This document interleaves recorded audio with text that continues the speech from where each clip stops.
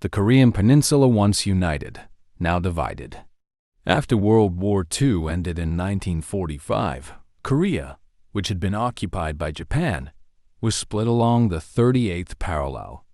The Soviet Union took control of the North, while the United States backed the South. It was meant to be temporary, but Cold War tensions quickly transformed the line into a permanent division. In the North, Kim Il-sung rose to power, installing a communist regime backed by Moscow and later Beijing. In the South, Syngman Rhee established a democratic government under American support. As both sides aimed for reunification on their own terms, the stage was set for war. June 25, 1950, the North Korean People's Army launched a massive, surprise invasion of the South. They overwhelmed South Korean forces, pushing them rapidly southward. Within weeks, they reached the perimeter of the city of Pusan. The United States, leading a United Nations coalition, intervened to stop the collapse.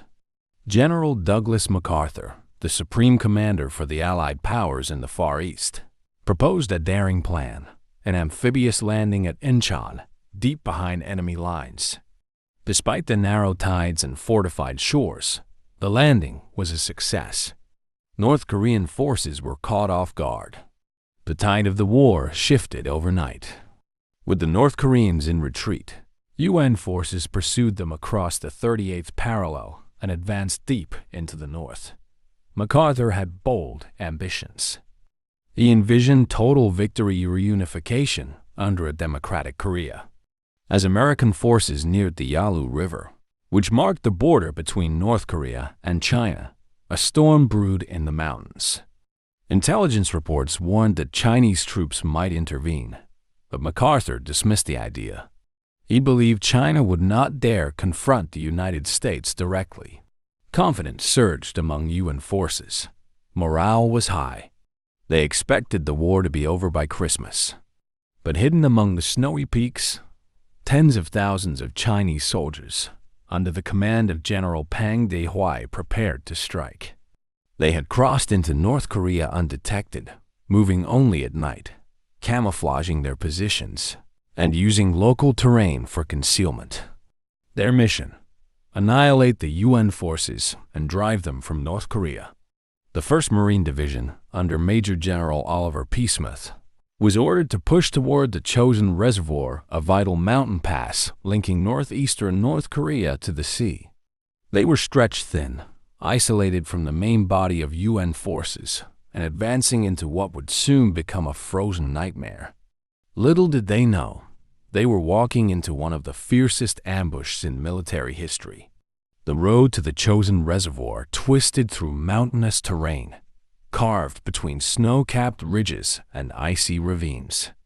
As the 1st Marine Division advanced north from Hamhung, the narrow mountain roads allowed only single-file movement for tanks and trucks, making supply lines dangerously exposed. With temperatures plunging well below zero, Marines wrapped themselves in whatever gear they had: wool gloves, parkas, and sleeping bags. Frostbite was already a constant threat. Weapons jammed. Morphine froze in its vials. Batteries died within minutes. Even metal parts of rifles stuck to bearskin like glue. The Marines set up positions near the tiny villages of Koto-ri, Hagaru-ri, and Udamnai. These names, once unfamiliar, would soon become etched in history. At Udamnai, the westernmost point of the advance, the 5th and 7th Marine Regiments were positioned. The 1st Marine Regiment stayed further south at Hagaru-ri, with supply depots and a hastily built airstrip under construction. The soldiers were uneasy. Reports trickled in of strange noises in the hills. Locals spoke of ghost-like movements at night. Scouts disappeared, yet no direct confrontation had occurred. It was a deceptive calm, what Marines would later call the eerie silence before the storm. Then, on the night of November 27, 1950, the silence shattered. Tens of thousands of Chinese troops, wearing white camouflage and armed with Soviet-supplied weapons, descended from the hills like a tidal wave. Bugles and whistles pierced the night, signaling coordinated assaults. The temperature that night, -35 degrees Fahrenheit. U.S. and UN forces found themselves overwhelmed. The Chinese tactic was simple: encircle, infiltrate, and crush. They avoided roads, traveling over ridges, and attacked in waves, sometimes with little more than grenades and bayonets. At Yunnan, Marines fought desperately to hold their lines. Platoons were overrun. Trenches became charnel houses. At Rhee, engineers defended their airstrip with everything they had, knowing that without it, evacuation would be impossible. Communication was sporadic. Ammunition ran low. Despite the odds, the Marines held firm. Fighting in foxholes turned into hand-to-hand combat. In the cold, blood froze before it could soak into the snow. But the Marines and their attached army units refused to break. Surrounded on all sides, vastly outnumbered, and freezing, the men of the 1st Marine Division dug in. They weren't retreating. They were preparing to fight their way out. As November turned to December, the Marines were faced with a terrifying reality. They were encircled by 7 full divisions of Chinese troops. They had to make a decision, and quickly. Retreat was not an option. Breakout was the only path to survival. Major General Oliver P. Smith coined a phrase that would define the spirit of the Chosin Marines. Retreat, hell. We're not retreating, we're just advancing in a different direction. The plan: consolidate at Rhee, secure the airstrip, and then fight their way 78 miles back to the port of Hungnam. The Marines had to bring out 15,000 soldiers, 1,500 vehicles, and all their wounded. Every man, every truck, every inch of road mattered. On December 1st, the breakout began. The column moved in a convoy formation, with tanks guarding the front and rear. Wounded men were bundled in trucks, shivering beneath wool blankets. Frozen bodies of fallen comrades rode alongside them. Air support from the U.S. Air Force and Marine pilots flew low, braving enemy fire to drop bombs and supplies. It was a combined arms rescue mission in motion. But the Chinese weren't finished. They launched ambushes at every bend in the road. Hillsides erupted in gunfire. Chinese snipers targeted drivers to cause pileups. Engineers had to blast through roadblocks of rock and ice while under fire.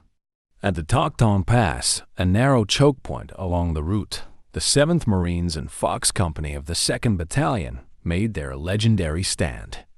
Fox Company, just 246 men strong, held a critical hill at Tokton Pass against wave after wave of Chinese assaults. Outnumbered nearly 10-1, they endured sleepless nights, frozen limbs, and dwindling ammunition. But they did not yield. Their resistance kept the road open, saving the entire division from entrapment. Over the next week, the breakout continued, inch by brutal inch. Each village became a battlefield. Each mile, a test of endurance. Men carried each other when legs failed. Frozen rations were eaten like bricks. The wounded had to be protected from frostbite as much as from bullets.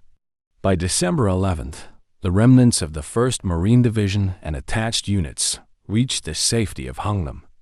They had brought their dead and wounded, their honor and courage, and a story that would become legend. They had faced the impossible, fought against nature and a massive enemy force, and they had survived. Hungnam, a coastal port city in northeastern Korea, became the final lifeline for the embattled United Nations forces in the winter of 1950. It wasn't just a destination. It was salvation. But the road to Hungnam would demand everything the survivors had left. As the 1st Marine Division and remnants of the 7th Infantry Division broke out from Rhee, they began their grueling march to the sea. Snow whipped across the mountain roads. Ice formed over tire treads and rifle bolts. Each step was a battle against the cold, exhaustion, and enemy ambush. The Chinese weren't retreating. They were repositioning, digging in, and launching new attacks at every choke point. The Americans had to fight their way through a gauntlet of roadblocks, sniper nests, and ambush zones. Engineers worked around the clock to keep the path open, blasting ice-covered rockfalls, repairing bridges under enemy fire. At Funchalen Pass, a critical bridge was blown apart by the Chinese. With no way forward, American aircrews devised a bold solution: airlift portable bridge sections, called treadway spans, from Japan and dropped them to the Marines below. Within hours, the bridge was rebuilt, suspended over a sheer drop. Convoys rolled forward again. The coordination between ground troops, engineers, and the Air Force was nothing short of miraculous. But nature didn't let up. Wind chills reached -60 degrees Fahrenheit. Men lost fingers, noses, and ears to frostbite. Some collapsed from hypothermia. Medical supplies were nearly gone. Food rations were solid blocks of ice. Still, the column pushed forward. In the village of Syngman Rhee, the Marines regrouped. They turned the town into a fortress for one last stand before reaching the coast. Chinese troops hurled themselves at the American perimeter. Artillery shattered buildings. Hand-to-hand combat raged in alleys and cellars. But the defenders held firm.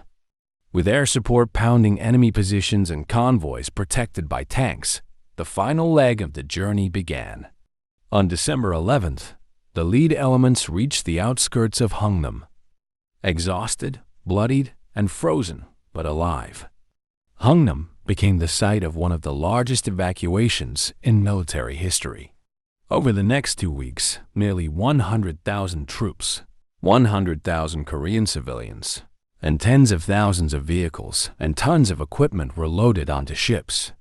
U.S. Navy destroyers and transport ships filled the harbor.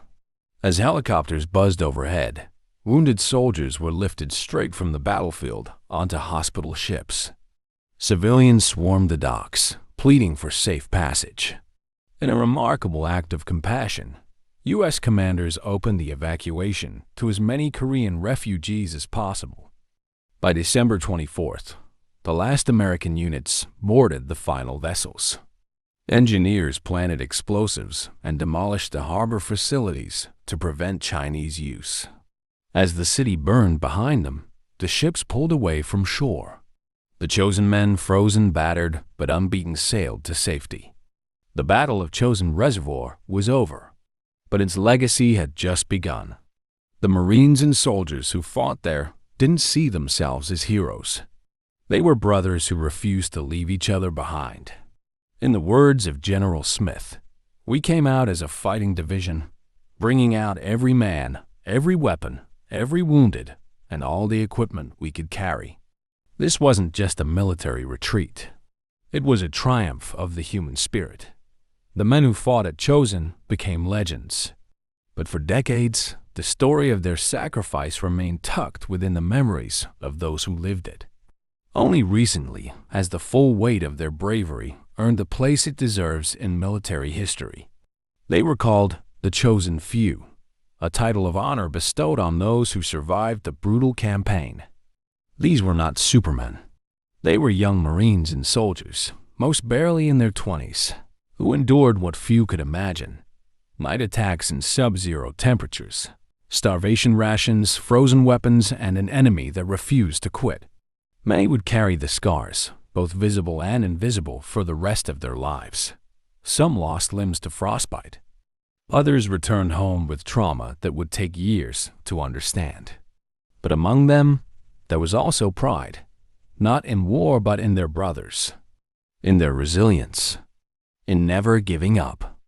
The Chosin Reservoir campaign became a cornerstone of Marine Corps' lore.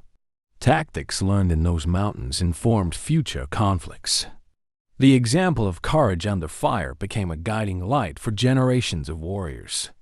In memorials across the United States, from Quantico to San Diego, the names and stories of the Chosen Few are etched into granite and bronze. In Korea, where winter still falls over the mountains they once crossed, those memories are alive too. In 2010, on the 60th anniversary of the battle, surviving veterans were honored by both the U.S. and South Korean governments.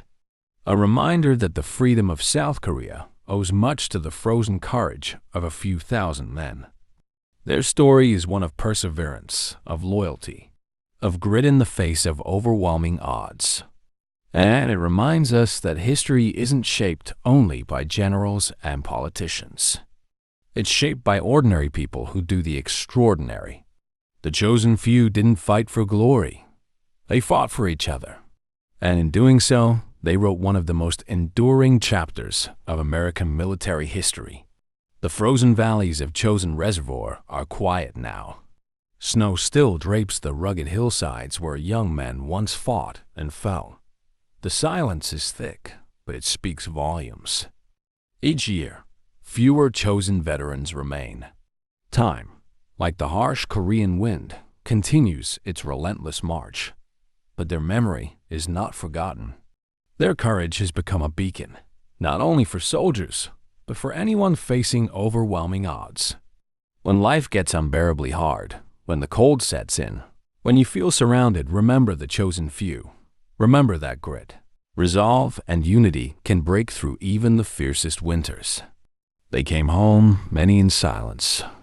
They built lives, families, and communities. Some spoke of the war. Most did not. But their strength carried on in sons, daughters, and a nation forever shaped by their stand in that remote corner of the world. The Battle of Chosin Reservoir reminds us that even in the darkest, coldest moments of history, the fire of human determination can burn brighter than any frost. To the chosen few and to all who endure hardship in the name of duty, honor, and brotherhood, this story stands as a tribute.